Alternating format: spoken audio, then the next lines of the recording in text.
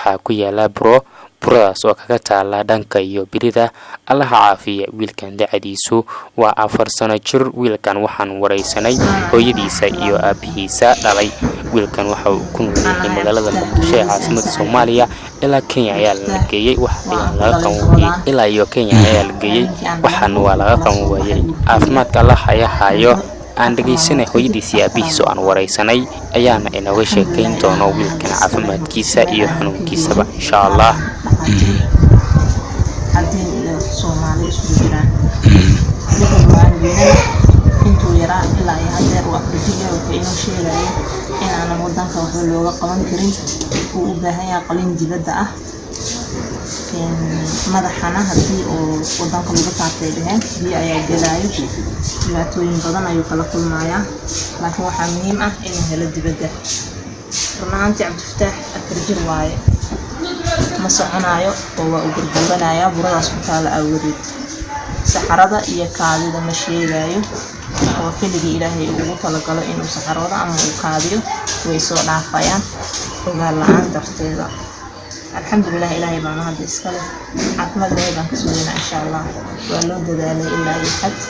markuu ilaa iyo meel walba aan geenin ugu dambeyn muddo 18 casho ah ayaan qiyaasaya inaan Muqdisho hadirta aan ku suganahay. waxaan ka keenay qaxootiga xagar dheer si aan ugu raadino xaalad caafimaad aan u tusno hay'adaha UN-ka haddii ay wax ka qaban karaan. Ilaahay baa wax qaban kare. muddo 4 bilood ku dhawaad waan ku maqnay waan tusnay dhaqaatiir badan oo Kenyaati ah ayagana waxay noo sheegeen in Kenya dhexdeeda looga qaban karin uu u baahan yahay qalin dibadda ah.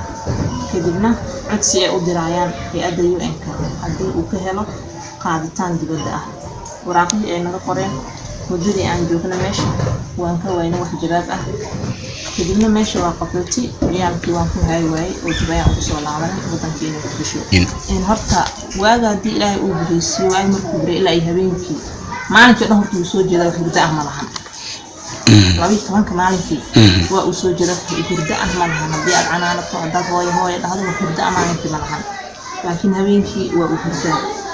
alxamdulillah Ilaahay baa mahad iska leh oo habeenkii hurdadaas siiyay. alxamdulillah inta dhimanna iska dhamaystirmi doonaan. sidoo kale dhagaha way dilaacayaan mararka qaar malaha ka imaanayso si fiican u qoreynaya calaashaan way cunayaan. markii la dhaqaale nadiifina goojooni kaalmaanta waxaa loo isticmaalaya maadaama dhaqaatiirtii xanuunkaana sababay ay dhaheen dhagaha dilaacaya malaha ka imaanayso indhaha wuu rugayaa taqay noqonayaan biyaha ka qulqulaya mararka qaar. xaniyaha mirahooda ima muuqdaan maalinkan dhalay ilaa ay hadeertaan maqaarkaas oo kaliya ayaan dareensanahay aniga hooyo ah iyo aabihiisaba in marihii aan ku garanayay ragga kuma aysan jiraan. markii aan u sheegay dhaqaatiirtana waxay ii sheegeen in ciyaalka xanuunadan lagu dhalo badankoodaba uusan xaniyahooda meelaha banaanka oolin ee ay ku jiraan gudaha. kadib markii xanuun caafimaad uu helo oo la qalo dhaqaatiirta loo sheego xaaladiisa haddii Ilaahay uu ka raali noqdo gudaha laga soo bixin doono markuu qalinayo ma soconayo sida ku muuqato waa u gurguranaya. markii uu socod damco ciyaalku rabaa inuu la dheelo fahmo rabaa inuu yeesho ciyaalku ka daba carraa uu gurguranaya wax socod ama lahan. saxaradii kaadadana ma sheego dhagahaasna malaxdaas ka socdo. sidoo kale ma gudno waana afrijir xanuunka dartiisa dhaqaatiirtu waxay dhahaan hadda lama gudi karo asagoon bahashan ka caafimaadin haddii Ilaahay uu ka raali jeedid nabra ka soo baxo nabarkii ka soo baxo muddo isbuuc 2 isbuuc la qandanaada uu malaxeystaa. markay malaxa ka dilaacdo oo wasaqda Ilaahay uu ka bixiyo oo haddana xoogaa laruuro soo hela uu roonaada kadibna markay reystaan alxamdulillah dhowr beri uu fadhiyaa haddana xanuunkii kale soo imaado meeshan ayaan dhaweedaa la qalay digfeeraa qalay nabarkaas yarka ah ka soo baxay wuxuu diiday inuu reysto muddo 4 bilood afkiisa uu fiidnaa uu go'naa. kadib markii aan digfeer tusnay dhaqaatiirtu waxay inoo sheegeen midkan inay qalayaan biridiisa in gabal laga jaro lagu kabo loogu tolaayo laakiin kan aysan waxba ka qaban karin xanuunkiisa caafimaad dibadda uu yahay haddii Ilaahay uu ka qabanba. ما شاء الله. بسم الله الحمد لله على كل حال. أنا بلادي سنة تفتح عمر عبد علي سيدا هويدي سأشتي شن مال مركو لنا سنتان أيام قبل لا سيدا صوص إلا كينيا وهاد جدا بي الحمد لله كل داودي سيابري لمن داودي هلك دبدي ميلاس أمها قلتين الله سبحانه وتعالى مدة الشريعة أو إيش مانتا qamiista ay tahay shal arbacadii ayaa isbitaallo fara badan halka kalkaal iyo mid kale oo Soomaali Suudaaniis isbitaal kale oo halka ay noo direen alxamdulillah dhakhtarkiisii wuu yimid Syrian waa marka wuxuu noo sheegay qaabka uu ku daaweynaa canuga anaga maadaama aan la rajeynayna hadda maadaama dibadda ayna dhayn hindi waxaas aan rabno maadaama dhakhtarkii meesha aan ka waxaan dhahay marka waxaad ku qabanaysa nabarka ay sheegay alxamdulillah ala kulli xaal wuxuu yiri nabarka waa daaweynaa insha Allah nabar fara badan oo noocan ah uu daaweeyo itusay waa ku qancay